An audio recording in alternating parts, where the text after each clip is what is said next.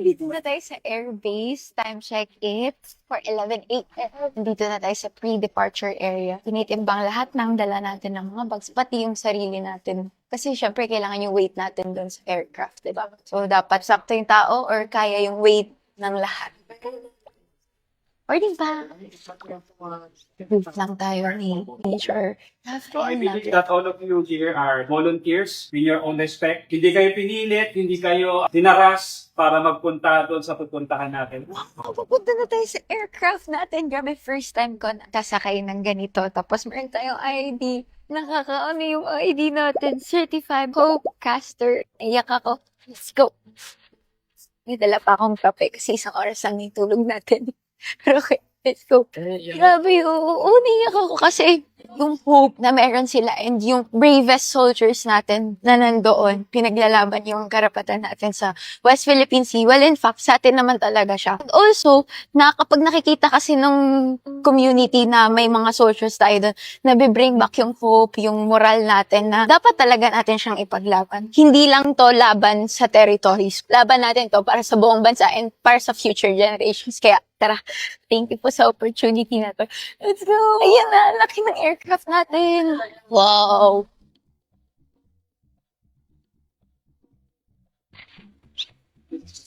Naiyak na ako dito kasi na-realize ko yung responsibility na sobrang tumagos sa puso ko.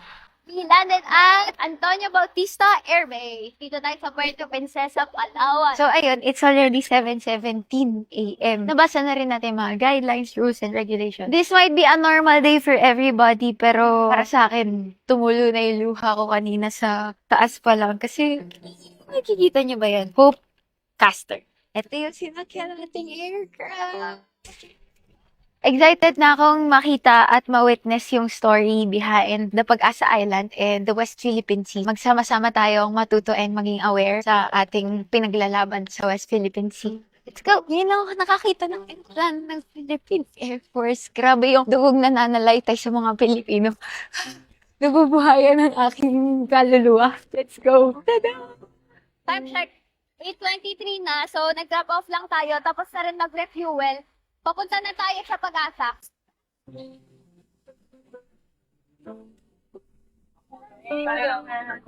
Kalan na tayo. Let's go. Ewan ko kung pwede yun ipakita. Blur na lang natin. Grabe, dito na tayo sa Pag-asa Island. Hello po! Yun, no? Yay! Ang linis! Ang laki! Sige, sige. So, next. Thank you po. Hindi ko akalain na ganito kainit ang pagtanggap ng mga tao dito sa atin sa Pag-asa Island. Kitang-kita ko sa mga mata nila yung pag-asang mapakinggan sila at yung hope na sana maging maayos na rin lahat sa kanilang lugar. Sobrang hinaw ng tubig. Tingnan niyo kakulit ng top natin.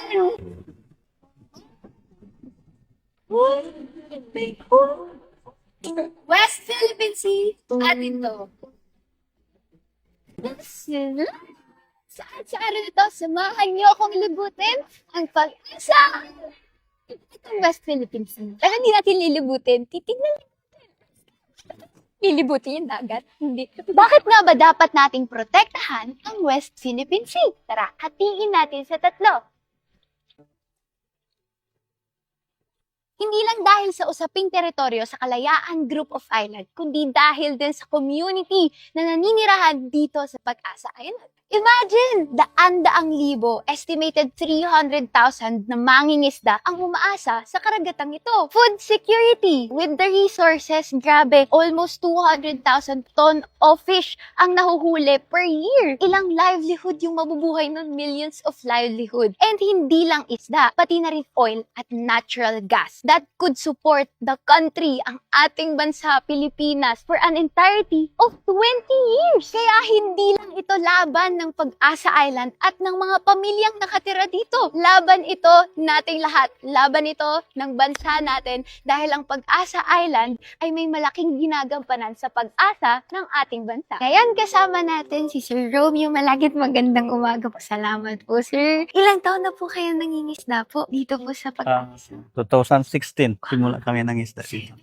Na po. Maaari niyo po ba kaming kwentuhan po nung naging epekto nung pagpunta po dyan ng mga vessel po ng ibang malaki. bansa po? Malaking epekto sa amin kasi dati walang oras kami Da- pwede mangisda, makahuli kami kaagad. Oh. Ngayon mahirap na. Umalis ako kanina 5:30. Uwi ako 10 na siguro yun. Ang nahuli ko 2 piraso lang. Dati po, nung wala pa po sila, mga ilan po? Siguro mga 1 oras ka lang, marami nang huli. Hirap na ngayon kasi yung dati nang dumating sila 2017, yung mga vessel na yan, grabe, kala mo paggabi, araw na dito kasi paikot na yung may ilaw. Marami pa kasi yung isda dati, tangigi, tulingan, sabayan pa ng Vietnam, naga-cyanide, naga-dilamita. Ako po, dinamita. Marami yan sila. Hirap na kami sa isda dito. Pero kung walang magapigil dyan, siguro mga ilang taon pa wala namang huling isda dito. Opo, kaya malaking bagay din po yung mga troops po, Air Force na pinadala, Coast Guard po. Pati sila naghahanap din ng ulam. Wala rin kami may bigay sa kanila. May benta kasi wala rin kami huli. Magkano po ang kinikita niyo po before at ngayon po? Ah, Okay lang po bang malaman? Siyempre noon yung presyo ng isda nasa 100 pa lang ang kilo. Kilo po. Di makahuli kami 10 kilo, 1,000 na kagad. Isang piraso lang yon. Ngayon, maghapon ka pang ikot dyan, wala pang huli. Kahirap na ngayon. Yun po, maraming salamat po sa pagbabahagi din po Sige. ng story. Gagawin po natin ang ating makakaya po para maging aware din yung ating mga viewers na naiyak ako. Hindi Tawa. dapat natin sukuan yung parte ng bansa natin. Yan, bago lang yung bangka ko ginawa. Kayo lang po gumawa po. Wow, galing. Pwede po makita po. Oh, sakay. Pwede kayo sakay doon. O, tara. Magkano ho ang nagastos niyo sa bangka po? At least may Marami po materialis yan. Yung mga ano ho, no? mga 100 plus. 100 Kasi mahal na yung materials. po sa Pwede na pala magsakay kay hindi na pala mababasa. Hindi na- Ingat lang. sakay tayo. Naku, nakasapatos ako. Sensya na po. Sige lang, okay lang problema yan. Ito. Gawa ni Sir to. Itong bangka na ito. Yes. Crudo, ito, diesel. Double engine ito. Siyempre. Kasama yung dalawang makina, siguro mga 150 lahat. 150. Matagal-tagal ko pa mabawi yun. Kung kita ako ng 500 araw-araw, hindi naman minsan wala. Kanina, kano lang yun. Kung ibibenta ko, 100 plus lang yun. Per kilo po. May salamat po sa experience. Ngayon lang po ako ulit nakasakay ng bangka po ulit. Tapos gawaan niyo Ay. pa po. Congrats po. Kung magtagal-tagal pa ka rito, pwede natin patakbuhin dito. Thank you po, sir. Salamat po. Maraming salamat po. Thank you po, So, sir. ayun, nakita natin kung gaano kahirap yung pinagdadaanan ng mga fishermen natin dito. And marami, umaasa, imagine 406 yung population dito to be exact. At 104 doon ay mga bata, kabataan. Ayun, maraming pamilya po yung nandito. Kaya sana magtulong-tulong tayo, magsama-sama tayo na ipaglaban yung ating West Philippine Sea. Let's go! Ngayon, papasok tayo sa isang tahanan dito sa Pag-asa Island. Magandang araw po. Makikian. Ayun. Salamat po, salamat po. Ito, gusto ko lang ipakita sa inyo na may tahanan dito, may community dito sa island na to. May mga paaralan, mayroon din tayong mga troops, may bases. Kasi ang goal naman ay hindi tayo makipag-away sa ibang bansa or makipaglaban. Ang pinaka-goal natin is maipaalam sa kanila, maging aware sila na hindi natin isusuko yung parte ng bansa natin na ito. Ang karagatan natin ay nahahati sa iba't ibang paraan. Katulad yan ng mga bansa na may borders inland recognized by the international law under United Nations Convention on the Laws of the Sea. Nakakalungkot dahil hindi nyo man nararamdaman o nararanasan mismo. Pero ako na nandito, ramdam na ramdam ko at nakita ko mismo yung mga aktibidad na ginagawa ng ibang bansa sa mga kapwa natin Pilipino na nandito at tinatawag natin yan na ICAD. Illegal, coercive, aggressive, at deceptive. Deceptive sila sa kabuuan ng bansa. So maraming silang misinformation na pinapalaganap to the point na siguro nawawalan tayo ng moral na ipaglaban yung sariling atin. Pero we have to be here. Kaya nandito yung mga Coast Guards natin, ang Army natin, ang ating Navy, ang ating Air Force. Kasi we have to be here. Kailangan natin sabihin sa kanila, we have to raise awareness, lalo na para mabuksan ang mga mata natin, bawat Pilipino, na meron tayong laban dito at laban nating lahat dito. Ayan, dito si Sir George. Sir George, hello po. Pwede po kayo maabala. Sorry po. Si Sir George ay naninilbihan sa local government unit ng Municipality of Kalayaan. Sir George, kaano na po kayo katagal sa LGU po ng Kalayaan? I've been working with the local government unit po ng Kalayaan since 2013. So, I think that's 13 years. So, bakit niyo po naisipan na sa Municipality of Kalayaan po, sir? Kasi nung 2012, naging thesis namin is about dito. Then, nung nakapunta ako dito nung 2012, nakita ko yung ganda ng Pag-asa Island and also the community. Hindi pa ganun kainit yung issue about the West Philippine Sea. Pero nakikita na namin yung mga nangyayari dito. So, from that, parang may talaga sa puso mo, yung pagiging patriotic. So, I decided to join the local government unit to serve sa local community natin dito. Maraming salamat po. Kung di po ako nagkakamali, mga 2017 po yata. Yes po. Sila dumating po dito. 2016 na ilabas yung arbitral Yes rule. Bakit kaya ganun na kahit meron na tayong legal basis, ganun pa rin ang nangyayari? As someone na nandito na noong 2013 pa nung hindi pa sila dumadating, ano po para sa inyo yung karapatan po na ipinaglalaban po natin ngayon? Sa atin bilang local community dito sa Isla ng Pag-asa, meron dapat tayong kalayaan, kaya nga tayo tinawag ng munisipyo ng Kalayaan. Kailan may kalayaan tayong gawin yung mga bagay na gusto nating gawin within sa ating jurisdiction o dun sa scope natin. Gaya po ng simpleng pangingisda dahil nga po yun yung pangunahing livelihood ng ating local community dito. Dapat sa simpleng pangingisda, hindi natatakot yung ating mga mangingisda na mangisda sa karagatang nakapalibot sa Isla ng Pag-asa. Tsaka wala po silang kaagaw, Dati daw po marami silang nakukuhang isda, ngayon po dadalawa, isa minsan wala pa po ngayon. Tsaka kasi mahirap naman na yung tayong mga mangingisdang Pilipino, sumusunod tayo sa tamang paraan ng pangingisda, samantalang yung iba nating mga kapitbahay ay illegal o gumagamit ng mga illegal na pamamaraan sa pangingisda. Mahirap na yung tayo, sunod tayo ng sunod, nangangalaga tayo sa karagatan natin, tapos yung kabila ay hindi naman. Oo nga po. As of now po, sir, di ba bagong tayo po yung ating integrated Yes. school? Mga ilan na po ang estimate po ng students po natin ngayon? Approximately nasa 150 po yung students natin from elementary to grade 12. Nakakatuwa kasi meron din tayong avenue for learning din dito. Huli po, sir, ano po yung mensahe niyo po para sa mga nanonood and yung sa community din po dito sa Kalayaan? Para po sa mga lahat ng nanonood, gusto ko pong maparating sa inyo at gusto kong ma-share nyo rin sa iba yung tungkol sa Municipality of Kalayaan, lalong-lalo na dito sa Pag-asa Island, na merong munting komunidad dito na nag-strive at tumatayo para sa ating soberanya. At sana suportahan natin sila, ipakilala pa natin kahit yung simpleng ikwento mo lang sa kaibigan mo, kakilala mo na merong ganitong nag-exist na community dito sa heart ng WPS or West Philippine Sea. Maraming salamat po. Sabi nga po nila, yung simpleng pagkakita o makikita lang nila na nakasuporta tayo sa kanila dito is nabuboost na yung moral nila. Even our soldiers, so malaking bagay po talaga yun para sa atin to boost the morale of the Filipino people. Mas marami tayo, we have strength in numbers. Para pala sa kaalaman ng lahat ngayong taon na to, sineselebrate natin yung 10th year anniversary ng arbitral ruling. So ano ba yung arbitral ruling na ito? This is basically the decision of the International Court na pinapawalang bisa yung 9 dash lines ng kiniklaim ng kabilang bansa. Hindi nila ito tinanggap kasi sabi nila hindi naman kami parte ng United Nations Pero this is actually a question of respect. Hindi lang sa Pilipinas pero respeto doon sa mga nag-agree doon sa arbitral ruling na ito na karatig bansa natin. Kaya naman ganun na lang yung claim natin na atin ang West Philippine Sea at may karapatan tayo doon na may karapatan ang community na ito ng mga isda doon, diba? Nang wala silang pinangangamba na walang threat sa buhay nila at nakukuha nila yung resources na dapat naman para sa ating lahat. Okay? Woo! Kaya sabay-sabay natin sabihin, West Philippine Sea! Dito!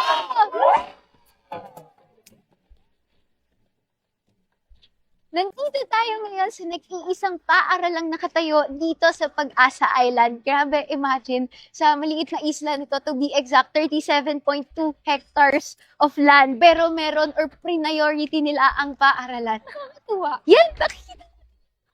natin, di ba? Kabataan ang pag-asa ng bayan. Hindi lang to para sa kinabukasan ng mga kabataan dito, kundi para sa kinabukasan ng ating bansang Pilipinas. Hello!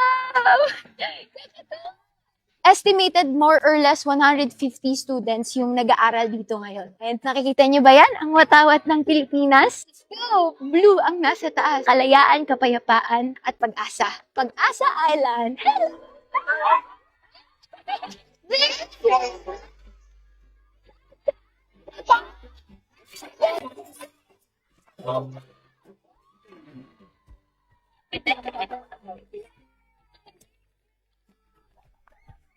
Aral ka sa mabuti. Okay. Grabe yung nangyari po kanina. Nakakatuwa yung mga student. Kasama po pala natin si Ma'am Anna Marie. good afternoon po. Okay lang po ma'am kayo ma-interview. Opo, okay lang po. Opo. Salamat po sa opportunity at Thank sa you. oras.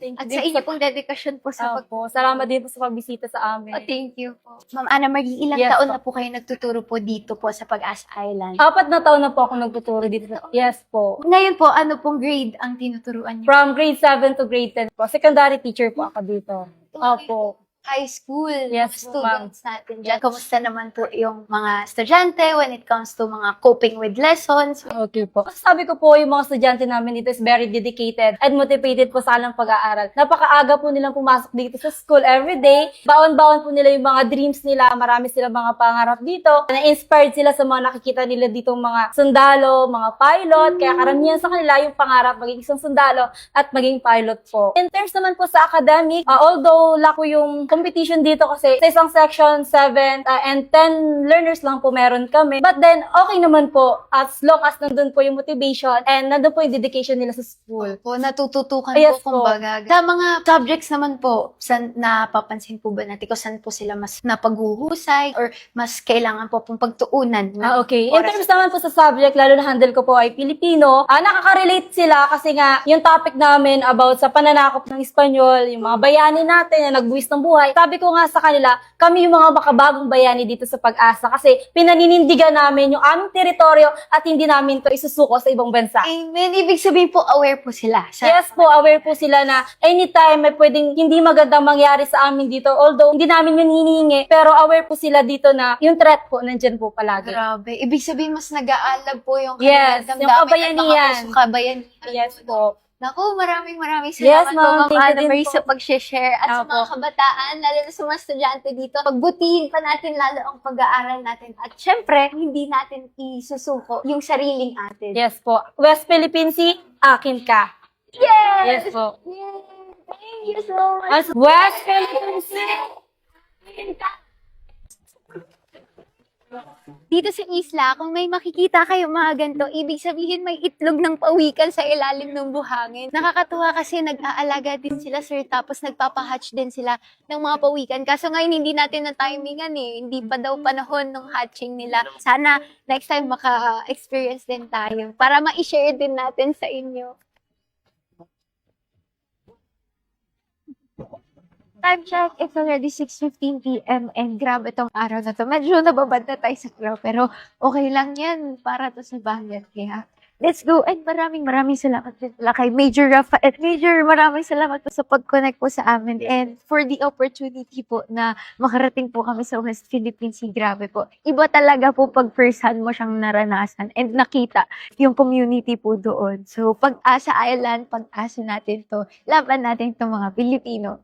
Thank you po, Rachel. Sa mga nanonood ngayon, sana mas marami pa tayong matouch na, alam mo yun, yung soul natin, yung patriotism natin bilang Pilipino is mabuhay ulit. Kasi, ayun, laban natin tong lahat and sana masundan pa to ng mas marami pang content creators and visitors para sa mga karagatan at sa mga land na pinaglalaban natin. West Philippine Sea, atin to. Karagatan natin ito!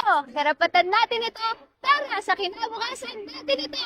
Atin ang West Philippine Sea!